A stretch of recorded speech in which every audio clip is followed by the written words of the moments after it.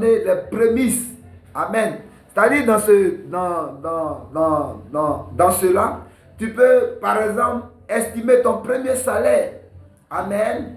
Et ce salaire-là, le donner comme prémisse. Amen. Pendant que tu as pris ton rappel. Amen. En le faisant, tu as fermé vraiment tous les trous, toutes les portes à l'ennemi. Tu as payé la dîme. Amen. Donc là, tu as payé le premier type d'impôt qu'il faut. Et si tu as payé l'offrande de prémisse, amen, là, ce travail-là, cet emploi-là, tu l'as vraiment quadrillé. Amen. Et tes finances, tes ressources financières qui vont sortir de ce travail-là, tu l'as vraiment quadrillé. Amen. Donc le salaire est d'office prêté sur gage à mammon, à Satan. Amen. Lorsque tu es infidèle aux offrandes des prémices. Amen. Troisième conséquence. Amen. D'être infidèle dans le paiement des offrandes, des prémices. Amen. Troisième conséquence, nous allons prendre cela au verset 10. On est dans Agé chapitre 1. Nous prenons le verset 10. C'est pourquoi les cieux vous ont refusé la rosée et la terre a refusé ses produits. Amen. Donc, il y a manque de rosée, de bénédiction du ciel et la terre devient stérile. Amen. Il dit, c'est pourquoi les cieux vous ont refusé la rosée. Donc, et le ciel ne peut pas apporter, donc ne peut pas déverser, amen, la rosée pour fertiliser le sol. Et à partir de ce moment-là, le sol devient stérile. Un sol aride, une terre aride. Amen. Donc tu vas voir que tout ce que tu fais, rien ne marche. Amen. Tu vas te rendre compte que tout est compliqué pour toi, tout est difficile. Amen. Parce que tu n'as pas créé les conditions de déverser la rosée du ciel sur cette activité. Amen. Que le Seigneur te bénisse. Au nom puissant de Jésus-Christ de Nazareth. Je te vois maintenant, à partir de maintenant, créer les conditions pour que la rosée du ciel se déverse sur tes activités, se déverse sur tes finances et se déverse sur ton sol spirituel dans le nom de Jésus-Christ de Nazareth. Tu es béni au nom puissant de Jésus. Amen. Petit 3 maintenant. Petit 3. Le troisième type d'impôt spirituel. Petit 3. Le troisième type d'impôt spirituel. Et ce troisième type d'impôt spirituel-là, c'est le vœu. Amen. Petit 3. Le troisième type d'impôt spirituel. Et ce troisième type d'impôt spirituel, ce n'est rien d'autre que le vœu.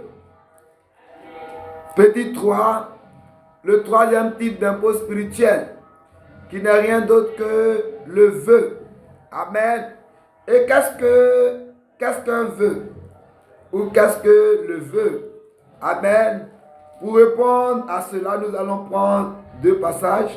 Le premier, c'est Lévitique chapitre 27, verset 2 et verset 9. Lévitique 27, verset 2 et verset 9. Et je lis le verset 2. Lorsqu'on fera des vœux, s'il s'agit de personnes, elles seront à l'Éternel d'après ton estimation. Amen. Lorsqu'on fera des vœux, s'il s'agit de personnes, ces personnes-là seront à l'Éternel d'après l'estimation du sacrificateur. Verset 9.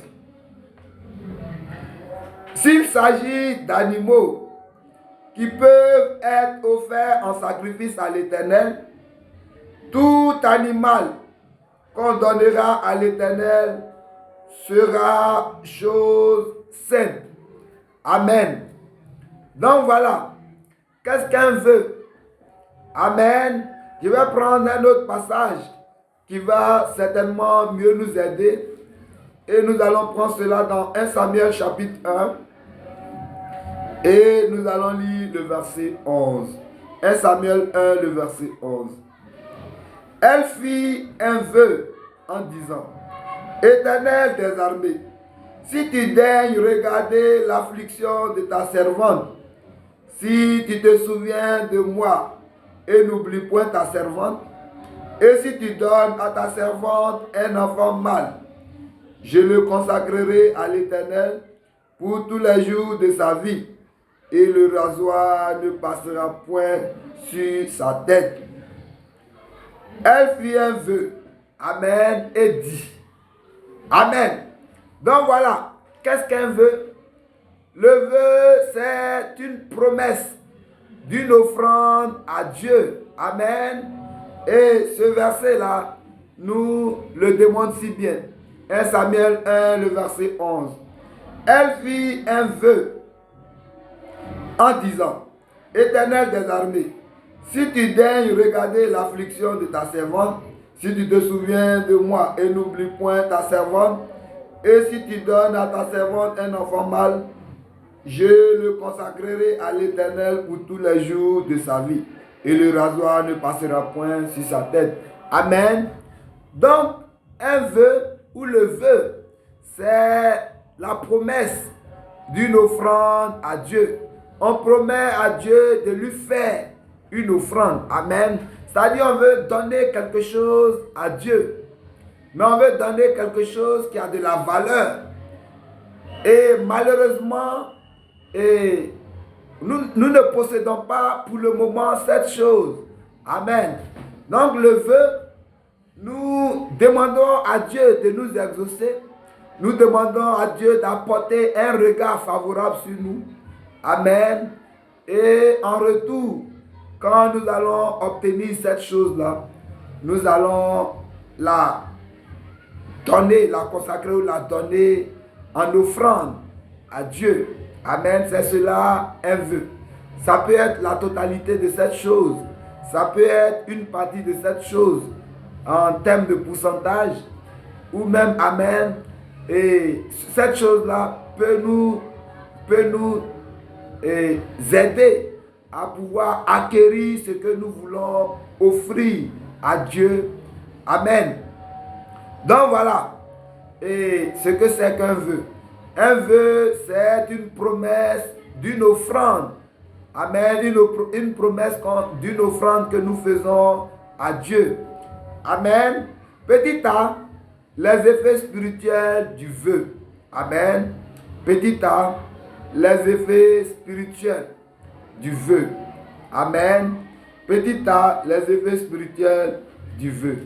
Et pour voir les effets spirituels du vœu, nous allons prendre premièrement, donc petit a à ce niveau-là, nous allons prendre Juge chapitre 11, verset 30 au verset 33. Juge 11, verset 30 au verset 33. Permettez-moi de lire. Jephthé fit un vœu à l'Éternel et dit: si tu livres entre mes mains les fils d'Ammon, quiconque sortira des portes de ma maison au-devant de moi, à mon heureux retour de chez les fils d'Ammon, sera consacré à l'Éternel, et je l'offrirai en holocauste. Jephthé marcha contre les fils d'Ammon, et l'Éternel les livra entre ses mains.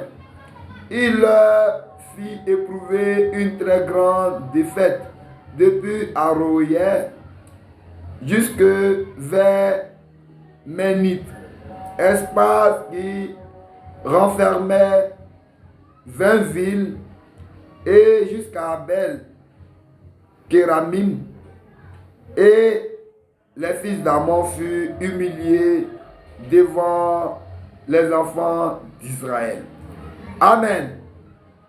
Donc, et voilà, Jephthé a fait un vœu et il dit: si tu, amen, tu me permets de battre les fils d'Ammon, amen, toute personne qui va sortir, quand je vais revenir à la maison, amen, toute personne de ma maison qui va venir au devant de moi.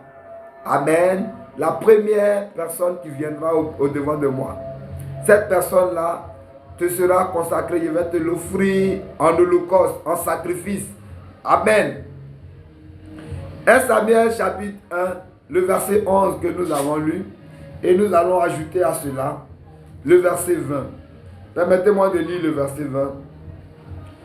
Dans le cours de l'année, Anne devint enceinte et elle enfanta un fils qu'elle nomma Samuel. Car, dit-elle, je l'ai demandé à l'Éternel. Amen. Donc, ce que nous retenons de ces deux versets-là, c'est que le vœu conduit à l'exaucement rapide des prières. Amen. Et concernant Jephthé, quand il a fait ce vœu, il est allé et rapidement Dieu a livré ses ennemis, les fils d'Ammon, entre ses mains. Et ils ont été humiliés tellement Jephthé et son armée ont détruit ses fils d'Ammon. Amen. Et concernant Anne, dans 1 Samuel chapitre 1, le verset 11, elle a fait le vœu. Et le verset 20, on voit là comment rapidement, amen, quelque temps après, un an juste après, Dieu lui a permis d'avoir son enfant, Samuel. Amen. Donc voilà, le vœu conduit à l'exaucement rapide des prières. Amen. Deuxième effet spirituel du vœu. Amen. Deuxième effet spirituel du vœu. 1 Samuel chapitre 2. 1 Samuel chapitre 2 et le verset 21. Permettez-moi de lire. Lorsque l'Éternel eut visité Anne, elle devint enceinte et elle enfanta 3 fils et 2 filles. Et le jeune Samuel grandissait auprès de l'Éternel. Amen. Donc là, l'accomplissement du vœu brise pour toujours la barrière insurmontable. Amen. Anne était stérile, elle n'enfantait pas. Elle a fait un vœu à Dieu et automatiquement, Dieu l'a exaucé. Dès qu'elle a fait le vœu à Dieu, les temps qui ont suivi, les jours qui ont suivi, Anne a pris une grossesse. Amen. Et l'année suivante, Anne avait déjà son bébé. Amen. Mais ce n'est pas fini. Anne est allée pour racheter le vœu, c'est-à-dire pour accomplir la promesse qu'elle avait faite à Dieu. Amen. Elle a dit si Dieu lui donnait un garçon, elle allait le consacrer à Dieu. Et quand elle a sévré l'enfant, elle allait le consacrer à Dieu. Et cela a brisé donc les barrières de la stérilité pour toujours. Anne a commencé à avoir des enfants autant qu'elle en voulait. Amen. Donc, l'accomplissement du vœu brise pour toujours toutes les barrières insurmontables. Amen.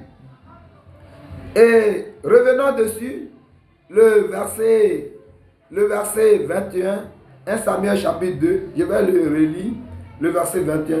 Lorsque l'Éternel eut visité Anne, elle devint enceinte et elle enfanta 3 fils et 2 filles. Amen. Donc, elle a fini cela. Elle a fini de racheter son vœu. Dieu lui a encore accordé 3 autres garçons et 2 filles. Amen. Donc voilà. Qu'est-ce qui s'est passé là? Les barrières de la stérilité ont été brisées. L'accomplissement du vœu ou le rachat du vœu brise pour toujours les barrières insurmontables. Amen. Petit B maintenant, nous allons voir les conséquences de ne pas accomplir son vœu ou de ne pas racheter son vœu. Beaucoup font des promesses à Dieu. Amen. Parce que beaucoup veulent tromper Dieu. Beaucoup s'attendent à tromper Dieu. Et c'est pourquoi dans Malachie chapitre 8, il dit, vous êtes frappés, vous me trompez, vous êtes frappés de la malédiction et vous me trompez. Amen. Beaucoup s'attendent à tromper Dieu. Et ils veulent faire des vœux pour que Dieu enlève, décante leur situation. Et en retour, eux, ils ne font plus de... Ils ne tiennent pas leurs promesses. Mais cela est vraiment très dangereux, très cher peuple de Dieu. Ne t'hasarde pas à le faire. Et nous allons voir maintenant, petit B, donc, les conséquences qu'il y a à ne pas accomplir, à ne pas racheter son vœu. Amen. Première conséquence, nous allons prendre cela en Ecclésiaste chapitre 5. Amen. Ecclésiaste chapitre 5. Amen. Ecclésiaste chapitre 5. Et nous allons prendre premièrement les versets 3 et 4. Amen. Je lis ces versets-là. Verset 3, verset 4. Ecclésiaste chapitre 5. Lorsque tu as fait un vœu à Dieu, ne tarde pas à l'accomplir, car il n'aime pas les insensés. Accomplis le vœu que tu as fait. Mieux vaut pour toi ne point faire de vœu que d'en faire un et de ne pas l'accomplir. Amen. Donc voilà, quand tu n'accomplis pas un vœu que tu as fait à Dieu, cela te rend spirituellement insensé. Amen. C'est-à-dire tu perds tes sens spirituels. Tu deviens spirituellement fou. Amen. Et Dieu ne peut pas accorder certaines choses à des fous. Amen. Jésus lui-même a dit, Amen, on ne prend pas la nourriture des enfants pour le donner à des pauvres. Amen. Et donc, des gens qui sont insensés, Dieu ne peut pas leur accorder certaines bénédictions. Amen. Et donc, si tu te rends spirituellement insensé, spirituellement fou aux yeux de Dieu, les bénédictions qu'il avait préparées pour toi, il va simplement les retirer. Amen. Dans Malachie chapitre 3 et le verset 2, le Malachie chapitre 2 même. Amen. Permettez, nous allons lire cela. Amen. Dans ce passage de Malachie là.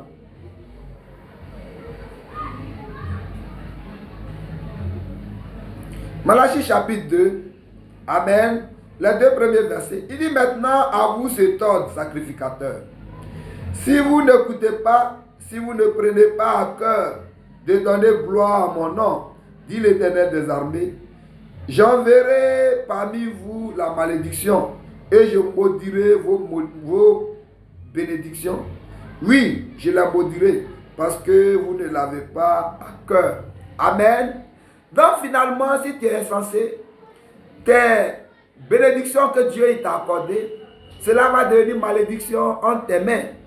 Amen. Cette bénédiction que tu as demandé à Dieu, en lui faisant un vœu, amen, cette bénédiction-là va devenir entre tes mains une malédiction. Amen. Donc ne joue pas à ce jeu. Ne tente même pas, amen, de vouloir tromper Dieu. Amen. Et c'est pourquoi avant de faire un vœu, il faut beaucoup réfléchir.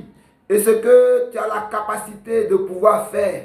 Amen. Si ce vœu-là, si le Seigneur t'a exaucé, si le Seigneur t'a répondu, c'est ce qu'il faut être capable de faire. Concernant Jephthé, dans Juge chapitre 13, on voit à la suite que sa seule fille qu'il avait, amen, c'était son seul enfant. Une fille, quand elle est venue, c'est elle qui est venue. Quand elle a appris que son père avait remporté la victoire sur ses ennemis, et donc elle est venue en dansant. Et Jephthé a commencé à déchirer ses habits, amen, ses vêtements, parce qu'il a fait un vœu à Dieu. Et il ne peut se dérober de ce vœu. Il a dit la première personne qui va de sa maison, qui va venir l'accueillir, cette personne-là, il va l'offrir en sacrifice à Dieu. Amen. Et sa fille a su en même temps qu'il y a quelque chose qui clochait. Et elle a dit, as-tu fait un vœu à ton Dieu? Pardon. il faut racheter ce vœu. Amen. Seulement, permets-moi de faire quelques jours avec mes camarades. Amen. Puisque je suis vierge. Amen. De pleurer ma virginité. Après quoi, tu vas racheter ton vœu. Et c'est ce que Jephthé a fait. Amen. Donc, avant de faire un vœu à Dieu, ne te lève pas comme un fou pour aller parler comme tu veux. Il faut beaucoup réfléchir pour pouvoir faire ce que tu sais. Le vœu que tu sais que tu vas racheter. Amen. Tu vas racheter quel que soit vent et marée. Tu vas racheter coûte que coûte. Amen. Et Dieu, il va te bénir. Que sa main repose sur toi dans le nom de Jésus. Amen. Donc ça c'est la première conséquence. Amen. De ne pas accomplir son vœu. Tu es insensé spirituellement. Et donc les bénédictions en tes mains deviennent malédictions. Deuxième conséquence. Amen. Nous restons dans ce passage d'Ecclésiaste. Chapitre 5. Amen. Cette fois-ci le verset 5. Je lis ce verset. Il dit, ne permets pas à ta bouche de faire pécher ta chair et ne dis pas en présence de l'envoyé que c'est une advertence. Pourquoi Dieu s'irriterait-il de tes paroles et détruirait-il l'œuvre de tes mains? Amen. Donc là, tu tombes dans un grand péché d'inattention devant les envoyés spirituels qui sont les anges, amen, qui sont chargés d'exécuter tes paroles.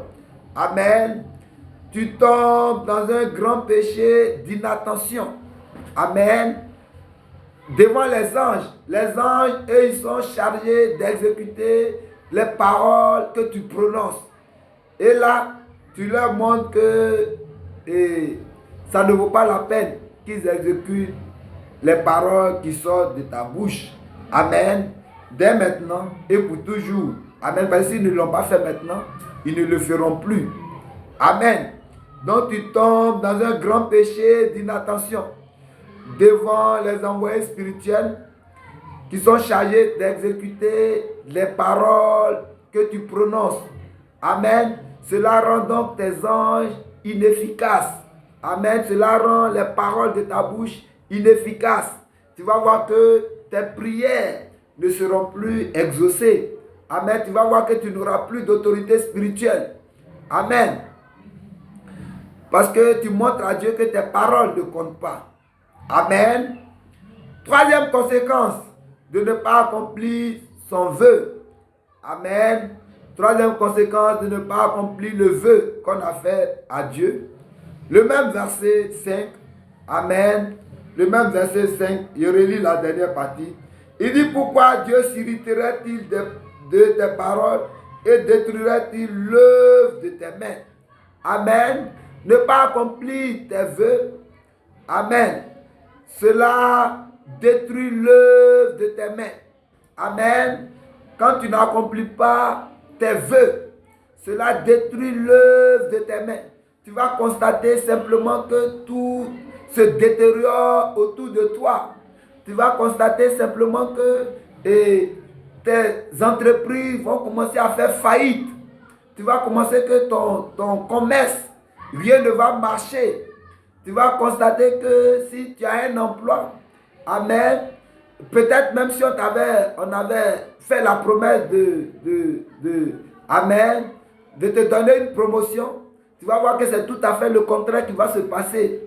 Et même, tu vas commencer à expérimenter des problèmes, des difficultés. Amen. Des gens vont former des complots contre toi pour que tu sois renvoyé. Amen. Ou que tu sois sévèrement puni. Amen. Tu vas voir que tu vas expérimenter toutes sortes de problèmes financiers. Amen. Tu ne vas pas arriver à joindre les deux bouts. Parce que l'œuvre de tes mains doit être détruite. Et cela, parce que tu ne prends garde à rien. Tu prends Dieu pour ton camarade, pour ton ami. Tu lui fais des vœux que tu ne respectes pas. C'est pourquoi, concernant les vœux, si tu sais écrire, Quand tu fais un vœu à Dieu, écris ça quelque part dessus. Amen. Écris ça. Amen. Si tu demandes quelque chose à Dieu, cela est rattaché à un vœu. Tu écris ce que tu as demandé à Dieu et tu écris, amen, le vœu que tu lui as fait. Amen. Et quand tu vas et tu mets ça dans un lieu vraiment visible. Amen. Pour ne jamais oublier. Et si au cas où tu as oublié, tu vas pouvoir le lire et te rappeler pour pouvoir accomplir ton vœu. Amen. Donc voilà, concernant le deuxième type d'impôt spirituel qui est le vœu. Amen. Nous allons voir maintenant, amen, nous allons voir maintenant en grand B, amen, les tribus spirituelles. Nous venons d'en finir là avec les impôts spirituels. Amen. Donc nous allons voir en grand B les tribus spirituelles. Amen. Donc grand B, les tribus spirituelles. Nous allons pour cela prendre Nombre chapitre 31. Nombre chapitre 31 et lire le verset 28. Nombre 31 et lis le verset 28. Tu prélèveras sur la portion des soldats qui sont allés à l'armée un tribut pour l'Éternel, savoir 1 sur 500, tant des personnes que des bœufs, des ânes et des brebis. Amen. Donc, le Seigneur dit là que on doit prélever, amen, sur chaque soldat.